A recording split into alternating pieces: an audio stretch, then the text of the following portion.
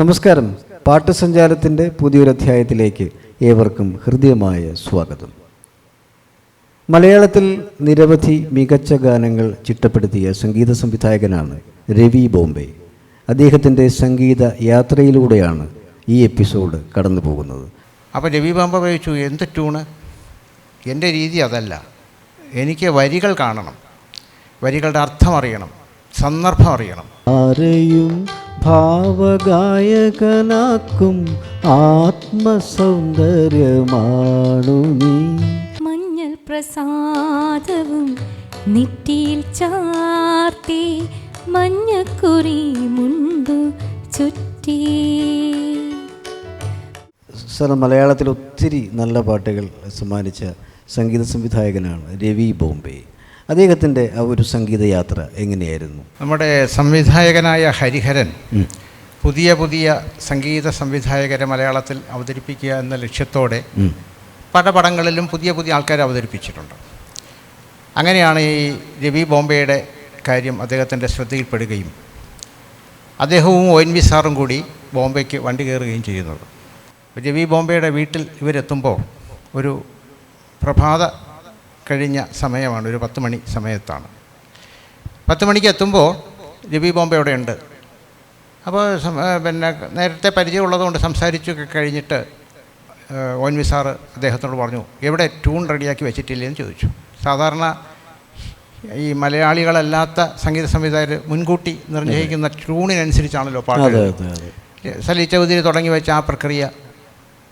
അപ്പോൾ രവി ബോംബെ ചോദിച്ചു, എന്ത് ട്യൂണ്? എൻ്റെ രീതി അതല്ല, എനിക്ക് വരികൾ കാണണം, വരികളുടെ അർത്ഥം അറിയണം, സന്ദർഭം അറിയണം.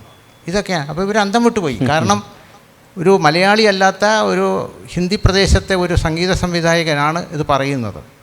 അപ്പോൾ ആദ്യത്തെ സന്ദർഭം നക്ഷതങ്ങൾക്കും പഞ്ചാഗ്നിക്കും ഒരുമിച്ച് പാട്ട് ചെയ്യിക്കാനാണ് ഇവർ രണ്ടുപേരും കൂടെ അവിടെ പോയി. രണ്ടിലും ONV സാറാണ് രചന, രവി ബോംബെ സംഗീതം. അങ്ങനെയാണ്. അപ്പോൾ നക്ഷതങ്ങളിലെ സന്ദർഭം ഹരിഹരൻ വിവരിച്ചു കൊടുത്തു. മാതൃഭൂമി ആഴ്ചപ്പതിപ്പിൻ്റെ ബാലപംക്തിയിൽ വിനീത് എന്ന് പറയുന്ന യുവകവി എഴുതിയ കവിത, മോനിഷ ആ കവിത അച്ചടിച്ചു വന്നതിന് ശേഷം മോനിഷ ആ സന്ദർഭത്തിൽ ഗുരുവായൂരിൻ്റെ അടുത്ത് വെച്ച് പാടുന്നതാണ്. ഇദ്ദേഹം രവി ബോംബെ അത് കേട്ടപ്പോൾ തന്നെ ഗുരുവായൂർ അമ്പലത്തെക്കുറിച്ചും, ഒരുപക്ഷെ അദ്ദേഹം ഗുരുവായൂർ വന്നിട്ടുണ്ടോ എന്ന് എനിക്കറിയില്ല, അതിനുശേഷമാണോ പിന്നീടാണോ, എന്തായാലും അന്തരീക്ഷത്തെക്കുറിച്ചൊക്കെ ചോദിച്ചു. എല്ലാം മനസ്സിലാക്കിയിട്ട് പറഞ്ഞു, ONV സാറിനോട് പറഞ്ഞു, അടുത്ത മുറിയിൽ ചെന്നിരുന്ന് പാട്ട് പെട്ടെന്ന് എഴുതി തരൂ, ഞാൻ ട്യൂൺ ചെയ്യാമെന്ന് പറഞ്ഞു. അങ്ങനെ അവിടെ ഇരുന്ന് ഓമനക്കുട്ടൻ എന്ന് പറയുന്ന ചങ്ങമ്പുഴ ഏറ്റവും കൂടുതൽ ഉപയോഗിച്ചിരുന്ന വൃത്തമാണ് ഓമനക്കുട്ടൻ. ഓമനക്കുട്ടൻ വില രാമനെ കൂടെ കൂടാതെ എന്ന് പറയുന്ന ഓമനക്കുട്ടൻ വൃത്തത്തിൽ ഈ ആരെയും ഭാവഗായകനാക്കും എന്നുള്ളതും അതിലെ ഓമനക്കുട്ടൻ വൃത്തത്തിലാണ് ONV സാർ എഴുതിയത്. ONV സാർ തന്നെ എനിക്ക് അത് അദ്ദേഹത്തിൻ്റെ തൊടയിൽ കൈയടിച്ച് പാടി കേൾപ്പിച്ചിട്ടുമുണ്ട്. അങ്ങനെ എഴുതി കൊടുത്തതാണ് മഞ്ഞൾ പ്രസാദവും നെറ്റിയിൽ ചാർത്തി മഞ്ഞക്കുറി മുണ്ടു ചുറ്റി ഇന്നെൻ്റെ മുറ്റത്ത് പൊന്നോണപ്പൂവേ നീ വന്നു ചിരി തൂകി നിന്നു.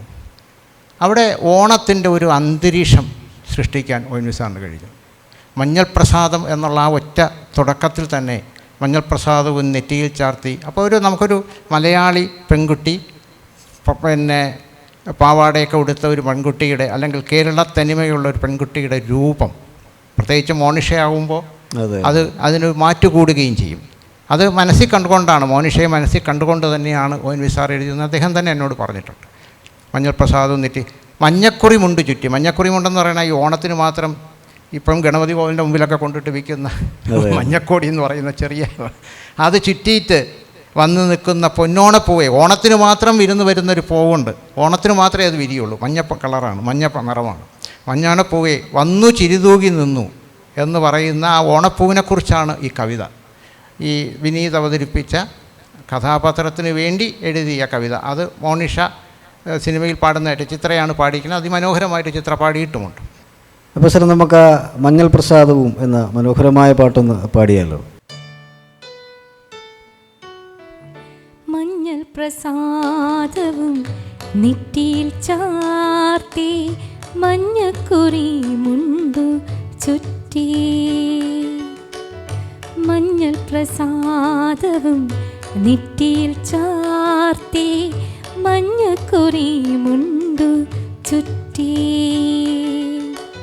ഇന്നെൻ്റെ മുറ്റത്ത് പൊന്നോണപ്പൂവേ നീ വന്നു ചിരി തൂകി നിന്നു, വന്നു ചിരി തൂകി നിന്നു, ഓ വന്നു ചിരി തൂകി നിന്നു.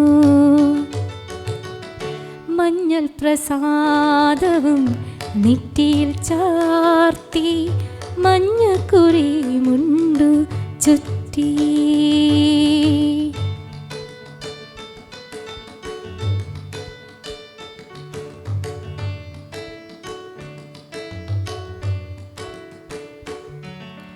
കുന്നിമണി ചെപ്പിൽ നിന്നും ഒരു നുള്ളു കുങ്കുമം ഞാൻ തൊട്ടെടുത്തു, ഞാൻ തൊട്ടെടുത്തു. കുന്നിമണി ചെപ്പിൽ നിന്നും ഒരു നുള്ളു കുങ്കുമം ഞാൻ തൊട്ടെടുത്തു, ഞാൻ തൊട്ടെടുത്തു. എൻ വിരൽ തുമ്പിൽ നിന്നാവർണ്ണരേണുക്കൾ എൻ നെഞ്ചിലാകെ പടർന്നു, പൂമ്പുലവേള വിടർന്നു, ഓ പൂമ്പുലവേള വിടർന്നു. മഞ്ഞൾ പ്രസാദവും നെറ്റിയിൽ ചാർത്തി മഞ്ഞക്കുറി മുണ്ടു ചുറ്റി. ഇന്നെൻ്റെ മുറ്റത്ത് പൊന്നോണപ്പൂവേ നീ വന്നു ചിരി തൂകി നിന്നു, വന്നു ചിരി തൂകി നിന്നു, ഓ വന്നു ചിരി തൂകി നിന്നു. അതുപോലെ തന്നെ ആ ചിത്രത്തിൽ തന്നെ ആരെയും ഭാവഗായകനാക്കും തുടങ്ങിയ കുറേ നല്ല പാട്ടുകൾ വേറെയുമുണ്ട്. നീരാടുവാൻ, നിളയിൽ നീരാടുവാൻ എന്ന, പിന്നെ ജയചന്ദ്രൻ പാടിയ 2 പാട്ടുകൾ വേറെയും ഒക്കെ ഉണ്ട്. ഈ മഞ്ഞൾ പ്രസാദം എന്നിപ്പം പാടിക്കേട്ടല്ലോ നമ്മൾ. അതിൽ തന്നെ ഈ അന്തിമയങ്ങിയ നേരത്ത് നീ ഒന്നും മിണ്ടാതെ പോയി എന്നാണ് വൈനു സാർ എഴുതിയിരിക്കുന്നത്. അത് ആ ഭാഗം എന്നെ ഇപ്പോഴും ഹോണ്ട് ചെയ്തുകൊണ്ടിരിക്കുന്നതാണ്. കാരണം ഈ പൂവ് വൈകുന്നേരം ആകുമ്പം കൊഴിഞ്ഞു പോകും. അപ്പോൾ ഈ നായികയും അതുപോലെയാണ്. നായകൻ്റെ മനസ്സിലുണ്ടായിരുന്നു, ഇപ്പം ഇല്ല. അപ്പോൾ അന്തിമയങ്ങുന്ന വെച്ചാൽ ജീവിതത്തിൻ്റെ ഒരു വേറൊരു ഘട്ടത്തെ കാണിക്കുകയാണ്. അന്തിമയങ്ങിയ നേരത്ത് നീ ഒന്നും മിണ്ടാതെ എന്നുള്ളത് ഒരു പ്രാവശ്യമല്ല, 2 തവണയാണ്. മിണ്ടാതെ എന്നുള്ള ആ ഒരു ഇതിന് സന്ദർഭത്തിന് ആക്കം കൂട്ടാനാണ് മിണ്ടാതെ പോയി. ചിലയിടത്ത് ഇങ്ങനെയുള്ള ആവർത്തനം നമുക്ക് വല്ലാതെ അനുഭവപ്പെടും. കാരണം മിണ്ടാതെ പോയി. ആരെയും ഭാവഗായകനാക്കും ആത്മസൗന്ദര്യമാണോ നീ. എന്തൊരു വരികളെന്ന് നോക്കൂ.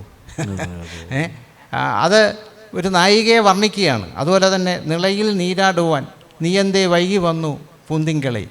എന്നും നിളയിൽ നീരാടാൻ നീ വരുന്നില്ല, പക്ഷേ വെളുത്തവാവ് ദിവസം അല്ലെങ്കിൽ വെളുത്തവാവിനോടനുബന്ധമായ ദിവസങ്ങളിൽ മാത്രമേ നീരാടുവാൻ നിളയിൽ ഈ പൂന്തിങ്കൾ വരാറുള്ളൂ. അപ്പോൾ അതിനെ കറുത്തവാവ് ഉള്ള ദിവസങ്ങളിൽ വരാറില്ല, അല്ലെങ്കിൽ അമാവാസി കഴിഞ്ഞുള്ള ദിവസങ്ങളിൽ വരാറില്ല. പക്ഷേ അവിടെ അത് കവിതയാക്കി ഒ.എൻ.വി. സാർ മാറ്റിയപ്പോൾ എന്തുകൊണ്ട് നീ വൈകി എന്നുള്ള ആ പരിഭവം അതിനകത്ത് നിറഞ്ഞു നിൽക്കുന്നു. പരിഭവം മുഴുവൻ അതിനകത്ത് നിറഞ്ഞു നിൽക്കുന്നു. അതാണ് ആ പാട്ടിൻ്റെ ഒരു വലിയ ഗുണം.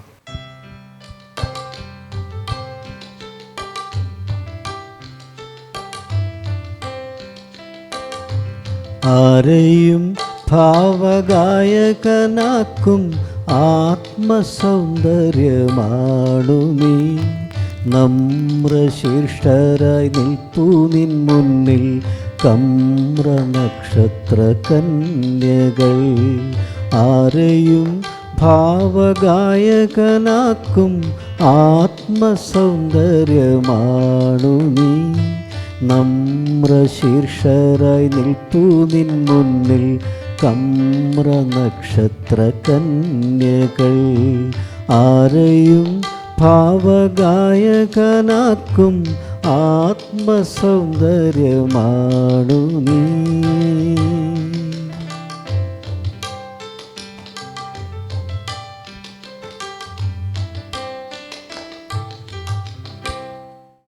ബോംബെ രവി ഈണമിട്ട നഖക്ഷതങ്ങൾ എന്ന സിനിമയിലെ പാട്ടുവിശേഷങ്ങൾ പങ്കുവച്ച ഇന്നത്തെ പാട്ട് സഞ്ചാരം ഇവിടെ പൂർണ്ണമാവുകയാണ്. വീണ്ടും അടുത്ത എപ്പിസോഡിൽ കാണാം. നന്ദി, നമസ്കാരം.